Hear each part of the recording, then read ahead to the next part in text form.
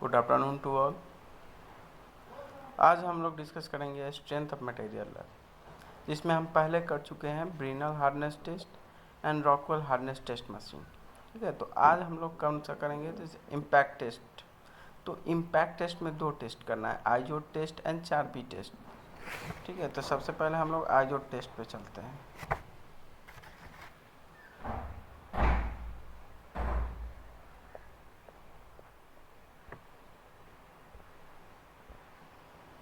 ये हमारा आइजोड test and 4P test का सेटअप हो गया।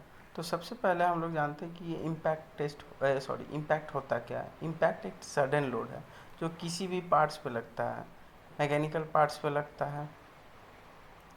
ऐसे मैकेनिकल में बहुत सारे पार्ट्स हैं जिस पे सडन फोर्स लगते हैं, जैसे कि क्रैंक हो गया, कनेक्टिंग रड हो गया। अब इस प्रकार का जब लोड लगता है तो पार्ट्स में क्या होता है कि एक स्ट्रेस डेवलप होता है, और वो नॉर्मल स्ट्रेस से कहीं ज़्यादा होता है। जब ऐसे फोर्स लगते हैं पार्ट्स पे तो पार्ट्स के फेल होने के बहुत ज़्यादा चांसेस रहते हैं। तो हम ऐसे पार्ट्स को बनाने से पहले क्या करते हैं, तो सबसे पहले हम उसका इम्पैक्ट टेस्ट करते हैं। ठीक है, कि उसका टफनेस होता क्या है। इस इम्पैक्ट टेस्ट से हम उसका टफनेस डिफाइन करते हैं कि होता कितना है, टफनेस कितना होता है। ठीक है, तो हम सबसे पहले अब चलते हैं आइजोड टेस्ट पे। तो ये हमारा सेटअप है आइजोड टेस्ट का। इसमें कौन कौन सा पार्ट्स लगे हुए हैं और उनका वर्क क्या है हम लोग देखते हैं।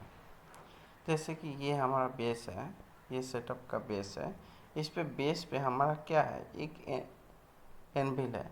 एनविल का वर्क क्या होता है, ये हमारे टेस्ट स्पेसिमेन को होल्ड करता है। ठीक है, तो इसमें क्या होता है, ये आइजोड टेस्ट में ये मान लीजिए ये टेस्ट स्पेसिमेन है।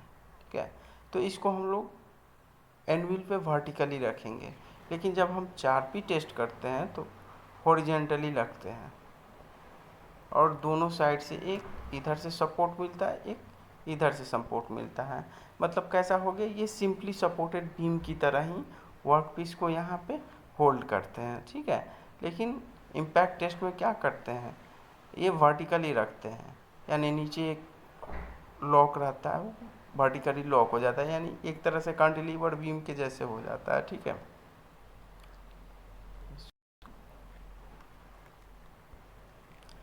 अब ये तो एनविल का वर्क समझ लिए।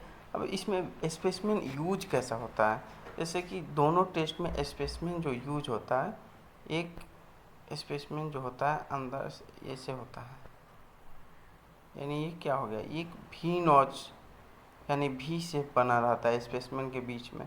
ठीक है, तो ये स्पेसिमेन के जो बीच में एक फेस के साइड में भी नॉच बना होता है। तो ये क्या करता है, यहाँ से स्ट्राइक करता है वी नॉच में,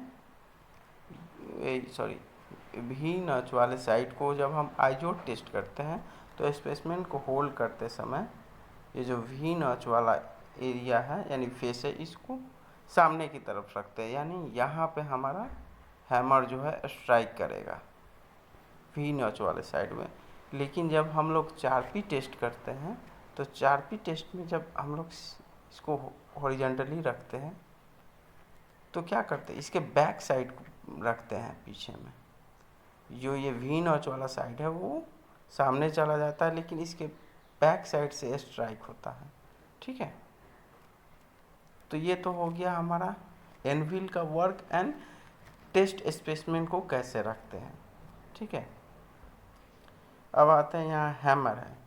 ये जो हैमर है ये हम लोग क्या करते हैं, इस हैमर का जो यूज होता है, जो स्पेसिमेन है उस पर हम लोग इम्पैक्ट टेस्ट को अप्लाई करने के लिए इस हैमर का यूज करते हैं। ठीक है, ये लीवर है। इस लीवर पे हम लोग क्या करते हैं, अब कितने ऊंचाई पे ले जाना, जितना भी हाइट रहेगा यानी एंगल जितना ही ज़्यादा रहेगा उतना ही ज़्यादा इम्पैक्ट लोड लगेगा। तो इसको हम लोग ऊपर यहाँ पे होल्ड करने के लिए, हैमर को होल्ड करने के लिए इस लीवर का यूज करते हैं। ठीक है, यहाँ पे हमारा स्केल है जहाँ हमारा देता है कितना मतलब एनर्जी स्टोर्ड हुआ। ठीक है, कितना एनर्जी लगता है, उसके लिए ये हमारा एक लीवर देता है हैमर में। ये लीवर का यूज क्या है, ये हमारा रिलीज का काम करता है। मतलब हैमर को रिलीज करना है तो इसको जस्ट इसको रोटेट कर देना है। रोटेट करने से क्या होता है, हैमर रिलीज हो जाएगा। ठीक है, तो ये तो हुआ हमारा सेटअप एंड इसका पार्ट्स एंड इसका फंक्शन क्या होता है। ठीक है, ये देखिए यहाँ है ना, सेम वर्टिकली इसको होल्ड किया ना स्पेसमैन को, यानी हमारा वी नॉच किस साइड में आ गया, जिधर से हमारा हैमर स्ट्राइक करने वाला है उस साइड में आ गया। ऐसे हम लोग स्पेसमैन को रखते हैं। ठीक है, ये तो वी नॉच कितना होता है, तो वी नॉच जो होता है 45 एंगल का होता है, वो 45 एंगल का कट होता है। ठीक है, और जो स्पेसमैन का डायमेंशन है वो अलग अलग होता है। मतलब कौन सा मटेरियल ले रहे हैं उसका मतलब एक स्टैंडर्ड डायमेंशन होता है। तो हम लोग उसको एक्सपेरिमेंट के टाइम में देखेंगे कि कौन सा स्पेसमैन कितना डायमेंशन का होता है। तो सबसे पहले हम लोग एक प्रोसीड्यूर देखते हैं, प्रोसीड्यूर में क्या दिया हुआ है। ठीक है, तो ऑब्जेक्टिव क्या है, to find the impact resistant of mild steel और कास्ट आयरन, यानी हम लोग को माइल्ड स्टील और कास्ट आयरन का टेस्ट करना है। तो एपार्टस कौन सा यूज करना है, इम्पैक्ट टेस्ट मशीन करना है। ठीक है, तो स्टेप 1 में क्या बोलता है कि हमको एक स्पेसिमेन मतलब चूज करना है। मान लीजिए इसमें कास्ट आयरन चूज कर लिया, तो इसका लेंथ कितना दिया है 76 mm, ब्रेथ कितना दिया है 9.4 mm, डेप्थ कितना दिया है 9.46 mm, और नॉच का जो डेप्थ है वो कितना है 4.46। ठीक है, नेक्स्ट स्टेप में क्या करता है कि ये जो हैमर रहता है इसको 160 जूल, यानी इस स्केल पे 160 जूल एनर्जी पे उसको क्या करता है, उसको सेट करके इसको एक बार रिलीज करता है। इससे रिलीज करने से क्या होगा, जो फ्रिक्शन लॉसेस जो होते हैं, लॉसेस जैसे हम लोग एफएम में पढ़े हुए हैं लॉसेस क्या होता है, उसी तरह यहाँ पे भी लॉस होता है। तो उस लॉस को हम लोग पहले काउंट कर लेते हैं। ठीक है, उसको हम लोग पहले मतलब फाइंड कर लेते हैं कि ये लॉसेस कितना हो रहा है, फ्रिक्शन के चलते इसमें कितना लॉस होता है, कितना एनर्जी लॉस होता है। ठीक है, तो सेकंड में उसको हम लोग एक बार रिलीज करेंगे, तो मान लीजिए कुछ ना कुछ हमारा फ्रिक्शन लॉस आ जाएगा। ठीक है, उसके बाद थर्ड स्टेप में हम लोग इसको वर्क पीस को जो है होल्ड कर देंगे। कैसे, जैसे कि डायरेक्शन में दिया हुआ है कि वी नॉच को हम लोग स्ट्राइकिंग वाले साइड पे उसको होल्ड करेंगे। ठीक है, उसके बाद सेम टू सेम उसको हैमर होल्ड रहेगा, उसको रिलीज कर देंगे। रिलीज करने के बाद क्या हो जाएगा, हमारा जो टेस्ट स्पेसिमेन है वो ब्रेक हो जाएगा और उसका एनर्जी बताएगा कितना, उसका स्पेसिमेन का फेल्योर एनर्जी कितना है, यानी टोटल फेल्योर एनर्जी उसका फाइंड आउट हो जाएगा। तो हम लोग क्या करेंगे, टोटल में से फ्रिक्शन लॉसेस निकाल देंगे, क्योंकि टोटल में क्या हो जाता है, फ्रिक्शन लॉसेस भी आ जाता है। ठीक है, तो energy loss due to friction भी, तो उसको हम लोग क्या करेंगे, उसमें से सब्ट्रैक्ट कर देंगे। तो कितना बचेगा, मान लीजिए 46 आया टोटल, 2 उधर, तो 44 बच गया मेरा। ठीक है, तो ये हमारा ऑब्जर्वेशन आ जाएगा। ठीक है, सेम टू सेम दूसरा ट्रायल लेंगे, तीसरा ट्रायल लेंगे, लास्ट में हमारा एक फाइनल हमारा रीडिंग आ जाएगा, मतलब एवरेज आ जाएगा। तो हम लोग चलते हैं सिमुलेटर पे, आए हम सिमुलेटर, क्या हुआ, ये हमारा एक सेटअप आ गया। ठीक है, तो इसको जैसे प्रोसीजर में अब हम लोग एरो मार के नेक्स्ट स्टेप पे चलते हैं। स्पेसिमेन को यहाँ चूज किए, वहाँ कास्ट आयरन किया था, चलो हम भी कास्ट आयरन ही चूज करते हैं।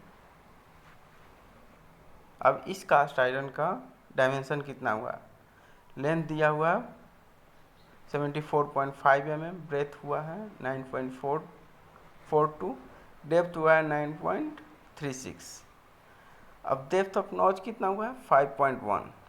ठीक है, तो ये डायमेंशन दे दिया स्पेसिमेन का। अब नेक्स्ट कर देते हैं। अब हम लोग को क्या करना है, इस जो पॉइंटर को है 160 जूल पर सेट कर देना है, और सेट करने के बाद क्या करना है, हैमर को रिलीज करना है, जिससे हमको क्या मिल जाएगा, इससे हमारा फ्रिक्शन लॉस मिल जाएगा। ठीक है, देखिए अब आ गया यहाँ loss energy due to friction 2 joule आया। ठीक है, अब एरो मार्क आया नहीं है, कंप्लीट होने के बाद एरो मार्क आता है। चलिए आ गया। अब थर्ड स्टेप में क्या बोल रहा है कि हमको होल्ड करना है स्पेसमैन को। होल्ड कैसे किया, तो वी नॉच को स्ट्राइकिंग वाला साइड पे रख दिया। तो चलिए नेक्स्ट स्टेप चलते हैं। अब वर्कपीस को देखिए, यहाँ पे ऐसे हमारा वर्कपीस होल्ड हो जाएगा। ठीक है, अब इस एरिया पे हमको इम्पैक्ट लगेगा, जिससे हमारा ये क्या हो जाएगा, ब्रेक हो जाएगा और हमको पता चल जाएगा कितना इम्पैक्ट है इसका। ठीक है, तो चलिए नेक्स्ट स्टेप, इसको रिलीज कर देते हैं। इसको हम रिलीज किए लोड को, क्या हुआ हमारा यहाँ पे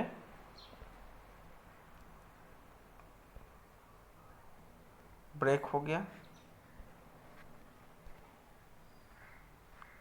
स्पेसमैन हमारा ब्रेक हो गया। एनर्जी कितना आया, टोटल एनर्जी ट्रांजिस्ट अब हैमर कितना आया, ट्रांजिस्ट हैमर कितना आ गया, 8 जूल आ गया।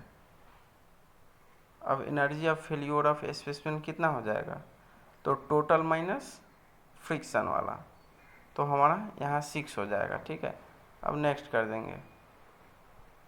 यहाँ ऑब्जर्वेशन आ गया। ऐसे ही हम 3 ट्रायल लेंगे। 3 ट्रायल के बाद हमारा एक क्या आ जाएगा, एवरेज वैल्यू आ जाएगा।